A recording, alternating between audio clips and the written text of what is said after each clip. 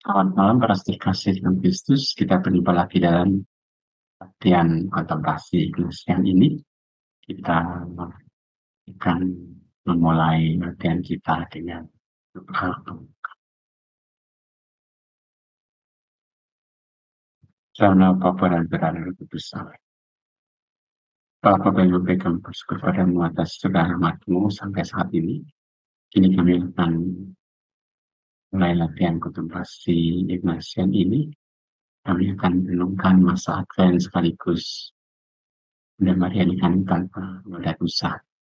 Maka kami mohon berkat-Mu agar kami bisa merenungkan masa Advent dan juga peran Bunda Maria di dalam penantian kedatangan Sang Kristus Putra ini, agar kami pun semakin mampu untuk menyiapkan diri kami menyambut kedatangan Kristus pada hari raya Natal nanti, tapi juga sekaligus kedatangan Kristus yang kedua kali untuk menyelamatkan seluruh umat manusia. Semua doa ini menunjukkan kepadamu dengan kuasa Kristus Tuhan kami. Amin. Kita lihat sejenak bagaimana sejarah Bunda Maria dikandung tanpa noda dosa. Ketika Tuhan hendak mengutus putranya Yesus ke dunia untuk menyelamatkan kita manusia, Tuhan memerlukan kesediaan seorang perempuan untuk mengandung Yesus Tuhan dalam rahimnya. Tuhan memutuskan bahwa perempuan itu haruslah seseorang yang kudus, istimewa, amat suci, dan dibebaskan dari dosa asal Adam dan Hawa. Sebab Tuhan tidak bisa bersatu dengan dosa. Oleh karena itulah, Tuhan kemudian membebaskan Maria yang akan mengandung Kristus, di mana Bunda Maria haruslah terpisah sama sekali dari dosa asal sejak Maria hadir dalam rahim ibunya. Bunda Maria adalah keturunan Adam dan mewarisi dosa asal. Namun karena campur tangan Allah dalam masalah yang unik ini, maka Maria terlindungi dari dosa pribadi dan tidak terkena dosa asal karena kasih karunia Allah. Dan dengan cara yang istimewa, Bunda Maria dilimpahi rahmat sebelum ia dikandung dalam rahim ibunya. Bukankah masuk akal jika Tuhan menghendaki suatu bejana yang kudus, yang tidak bernoda dosa, untuk mengandung putranya yang tunggal? Bagaimanapun juga, Yesus ketika hidup di dalam rahim Bunda Maria, Yesus bertumbuh dan berkembang sama seperti bayi lainnya yang berkembang dalam rahim ibu mereka masing-masing. Yesus juga menerima darah Maria dan menerima makanan untuk pertumbuhannya dari tubuh Bunda Maria. Berikut ini dasar dari kitab suci, tradisi suci, dan magisterium yang menyatakan bahwa Bunda Maria tidak berdosa. Di dalam kitab suci, Kejadian 3 ayat 15, Aku akan mengadakan permusuhan antara engkau dan perempuan ini, antara keturunanmu dan keturunannya. Artinya bahwa Maria adalah perempuan itu yang dijanjikan oleh Allah akan melahirkan keturunan yang akan mengalahkan iblis. Perlawanan total dengan iblis inilah yang mensyaratkan kemurnian Bunda Maria dan kebebasan dari dosa asal. Dalam Injil Lukas 1 ayat 28, Malaikat Gabriel berkata kepada Maria, "Salam, hai engkau yang dikaruniai, Tuhan bersamamu." Dalam terjemahan Yunani, kata yang dikaruniai atau dirahmati mengacu pada memiliki rahmat sebagai kualitas yang abadi dan sempurna.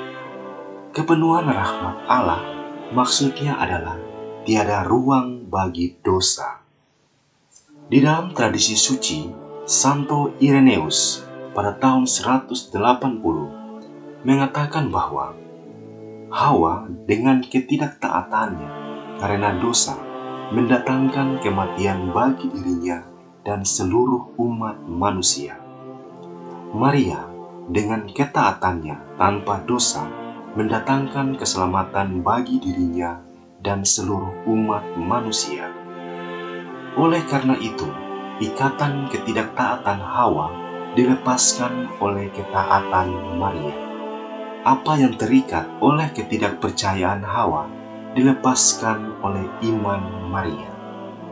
Dasar Magisterium Gereja Paus Pius ke-9 pada tanggal 8 Desember tahun 1854 dalam Konstitusi Apostolik Ineffabilis Deus mengajarkan dogma perawan Maria dikandung tanpa noda sebagai berikut.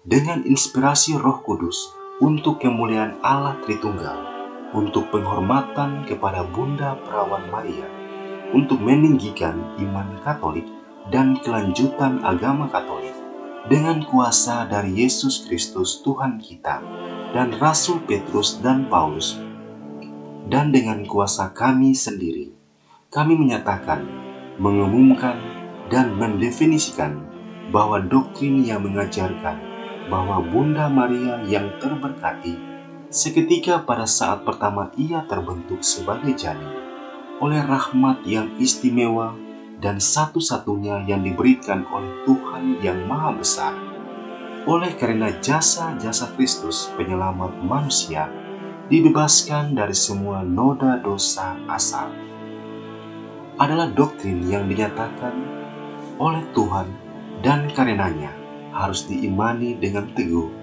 dan terus-menerus oleh semua umat beriman. Jadi, Bunda Maria dikandung tanpa noda dosa karena sejak awal Allah telah memilihnya menjadi Bunda Allah, yaitu ibu dari pribadi kedua Trinitas, yaitu Anak.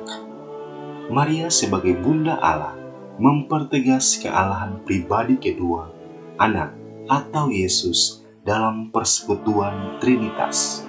Saudara-saudari yang terkasih, jika Melatok mengatakan Maria juga seorang pendosa, maka ia sama saja dengan menolak kealahan Yesus sebagai pribadi kedua dalam Trinitas, yaitu pribadi Allah Putra.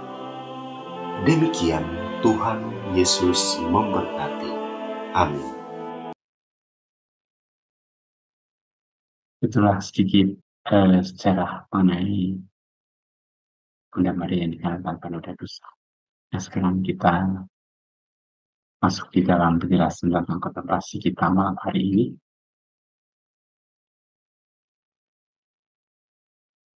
Kita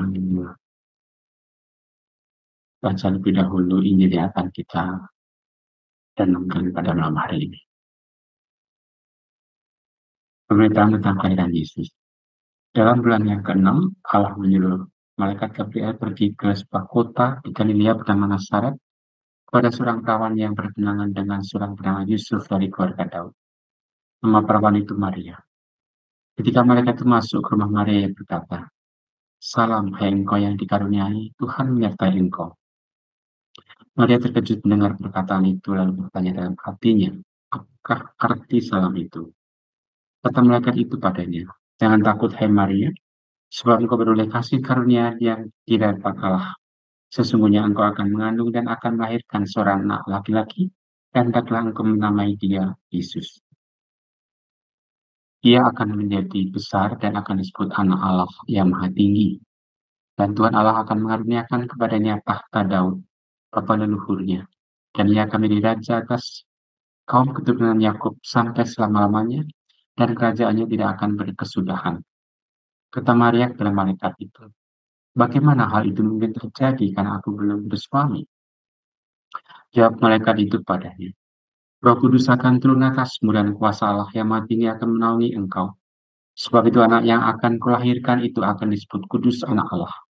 Dan sesungguhnya Elisabet sanamu itu, ia pun sedang mengandung seorang anak laki-laki pada hari tuanya, dan inilah bulan yang ke-6 bagi dia yang disebut mandu itu. Sebab bagi Allah tidak ada yang mustahil." Kata Maria, "Sesungguhnya aku hamba Tuhan, jadilah padaku perkataanmu itu." Lalu malaikat itu meninggalkan dia. Kita lihat videonya. Nah, sekarang kita lihat pokok-pokok langkah-langkah yang kita lakukan dalam kontemplasi ini. Seperti biasa, kontemplasi kita mulai dengan doa persiapan, kemudian ada 3 pendahuluan, 3 pokok renungan, kemudian percakapan dengan Yesus sendiri. Ataupun juga dengan Bunda Maria. Pendahan yang pertama kita ingat ceritanya, yaitu Bunda Maria yang mendengarkan sabda Tuhan yang dipimpin oleh malaikat Gabriel. Lalu pendahan yang kedua kita bayangkan tempat dalam angan-angan, kita imajinasikan bagaimana seluruh muka bumi ini ditempati oleh begitu banyak bangsa yang berbeda. Lalu secara khusus kita juga melihat rumah Bunda Maria di kota Nazaret. Lalu yang ketiga kita mengharapkan yaitu pengertian yang mendalam akan Tuhan yang telah memberikan karunia pada kita supaya kita dengan rasa syukur dan beriman mencintai Tuhan dan juga sesama sepenuh hati, melaksanakan kehendaknya dan juga mengikutinya lebih dekat lagi. Lalu pokok yang pertama kita merenungkan bagaimana malaikat Gabriel beri salam kepada ratu kita dan mengatakan bahwa Kristus telah kita kali kandungnya. Malaikat pun masuk ke Maria beri salam dan berkata padanya, salam sang penuh rahmat, engkau akan mengandung dan melahirkan seorang. Kita refleksikan, kita ambil buah rohaninya.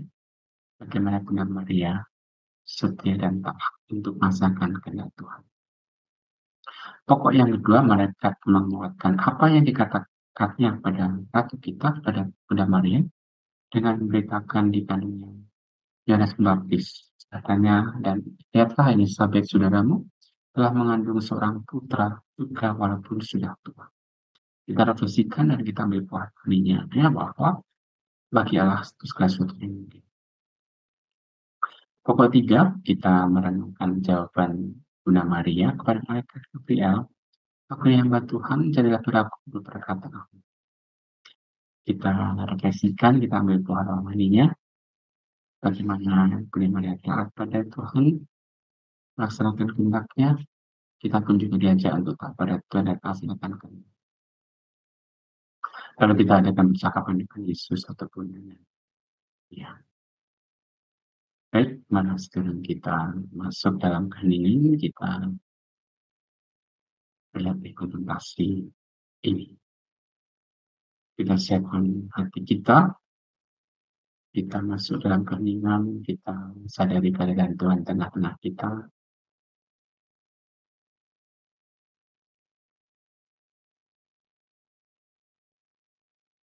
Kita sadari suara-suara sekitar, perasaan-perasaan pada tubuh kita, itu juga nafas kita, sampai kita merasa tenang, hening, dan merasakan kehadiran Tuhan tengah-tengah kita.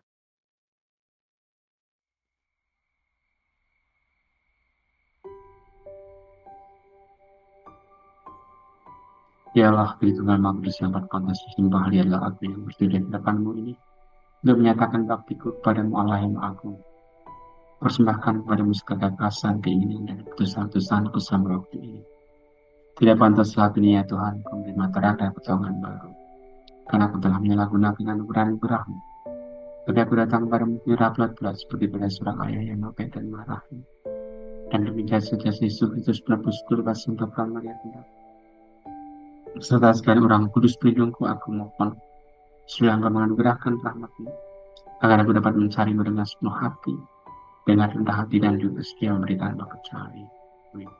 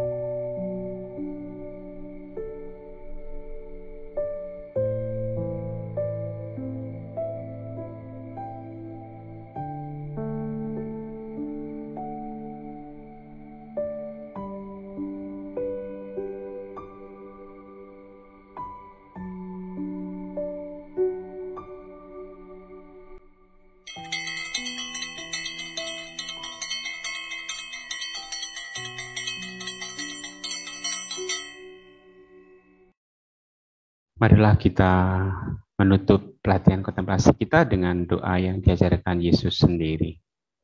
Bapa kami yang ada di surga, dimuliakanlah namamu, datanglah kerajaanmu, jadilah kehendak-mu di atas bumi seperti di dalam surga. Berilah kami rezeki pada hari ini, dan ampunilah kesalahan kami, seperti kami pun mengampuni yang bersalah kepada kami. Dan janganlah masukkan kami ke dalam pencobaan, tetapi bebaskanlah kami dari yang jahat. Amin.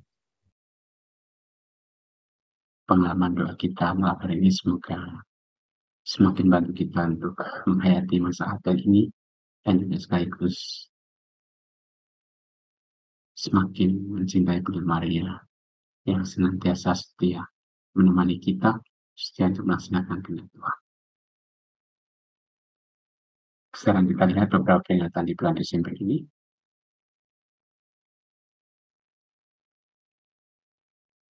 Tanggal 1 Desember kemarin kita memperingati Santo Edmund Campion dan juga Santo Robert Salve serta para martir Inggris, martir Yesuit dari Inggris. Yang ada 26 martir Yesuit yang beriman di Inggris dan Wales.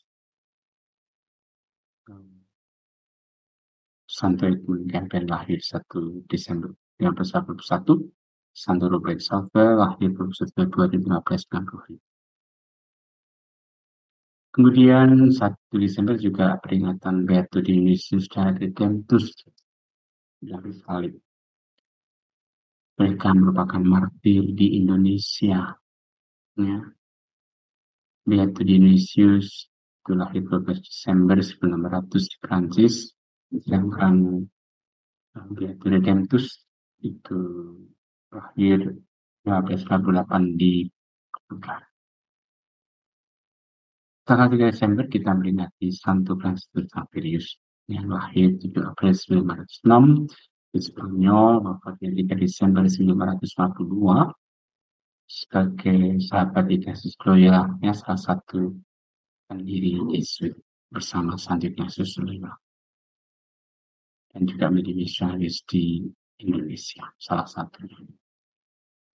Tanggal 7 Desember kita memperingati Santo Ambrosius, lahir tahun 1340 di Trier, Jerman, wafatnya 4 April 1397 di Milan, Italia. Karyanya adalah melawan golongan Arianisme. Ini adalah bidakah Arius, iman dan jaga gereja. Tanggal 8 Desember kita memperingati Santa Pramaria di Penuh dan Dusta.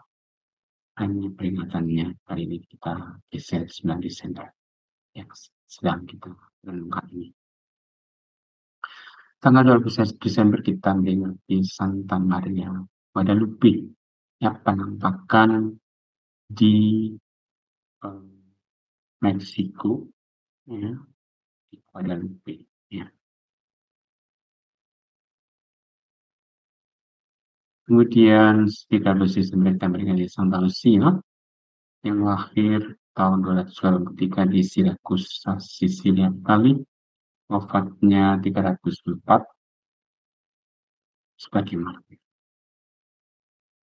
14 Desember kita memperingati Santo Yohanes dari Salib, lahir 24 Juni 1942, wafatnya 1991 di Spanyol, tokoh pembaru Carmel. Tanggal 21 Desember kita memperingati Santo Petrus Canisius, lahir 8 Mei 1921 di Nijmegen, Belanda, wafatnya 21 Desember 1947 di Freiburg, Swiss. Beliau pendiri sekolah, kolese, dan seminari, mengajar, berkhotbah, menguatkan para rohaniwan yang mengambil panggilannya sebagai seorang Yesuit yang menjadi penjaga gereja juga. Lalu tanggal 26 Desember kita setelah Natal ya, kita memperingati Santo Stefanus. Hidup abad pertama ya, ini adalah martir Kekon yang pertama. Wafat sekitar tahun ketiga, bersaksikan kebenaran Allah dan juga memberitakan Injil serta mengadakan tanda dan mujizat di rumah ibadat di Helens. Tanggal 27 Desember kita memperingati St. Yohanes Rasul, murid Yesus hidup berasal dari Galilea. Ini sekitar tahun 100, ini adalah tahun India. Tanggal 28 Desember kita menyambut pesta anak-anak suci yang dibunuh oleh Herodes karena mau membunuh Yesus sendiri. Tanggal 29 Desember kita menyambut pesta keluarga kudus, ya, keluarga Nazaret, Yesus, Maria, dan Yosef, ya, sebagai teladan keluarga kita semuanya. Baik, mana sekarang kita berdoa wujud-wujud Bapa Suci pada bulan Desember ini. Marilah berdoa. Allah Bapa yang baik, kami bersyukur padamu atas segala rahmat-Mu. Kami secara khusus bersama dengan Paus Fransiskus berdoa bagi wujud gereja universal, bagi para peziarah harapan. Semoga tahun jubileum yang kami masuki 2025 ini memperkuat iman kita, membantu kita untuk mengenali Kristus yang bangkit dalam kehidupan sehari-hari, dan menjadikan kita peziarah pengharapan Kristiani. Kami mohon, kabulkanlah doa kami, ya Tuhan. Untuk wujud gereja Indonesia, kami berdoa bagi lingkungan paroki, semoga lingkungan paroki menjadi rumah yang nyaman untuk bertumbuhnya iman, harapan, dan kasih bagi anggota-anggotanya. Kami mohon, kabulkanlah doa kami. Untuk wujud khusus kami berdoa, semoga setiap saat kami semua bekerjasama menjaga kerukunan penuh dan secara khusus di Indonesia. Kami mohon, kabulkanlah doa kami, ya Tuhan. Kami juga berdoa untuk keluarga-keluarga kami semuanya. Semoga kami pun semakin mampu menyiapkan perayaan apa yang kami rayakan bentar lagi, agar kami pun bisa menyadari kelahiran Yesus di dalam hati kami masing-masing. Kami mohon, kabulkanlah doa kami. Kami juga berdoa untuk perdamaian dunia, khususnya di negara-negara yang masih berperang, tengah di Ukraina dan tempat-tempat yang lain. Semoga Roh Kudus-Mu sendiri yang menuntun pemimpin negara yang berperang, semoga mereka pun bisa segera berdamai kembali. Kami mohon, kabulkan doa kami, ya Tuhan. Kita di sini kita doakan itu di pribadi kita.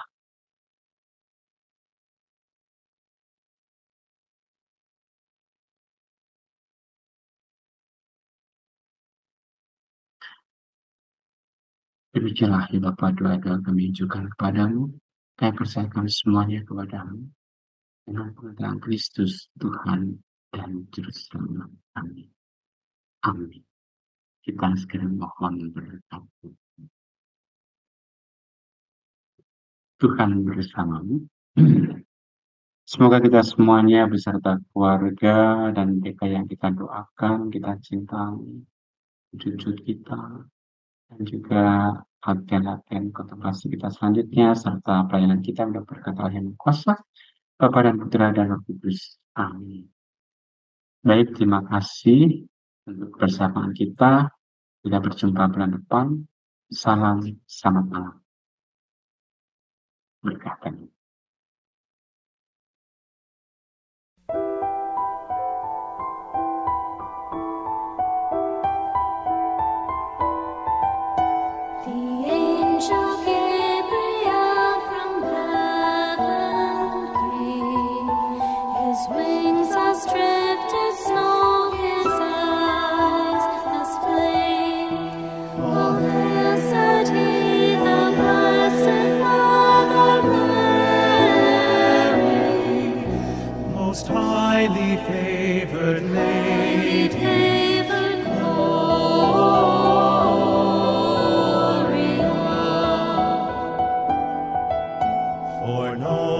Blessed Mother, thou shalt be, all generations laud and honor thee. Thy Son shall be Emmanuel, thy Savior.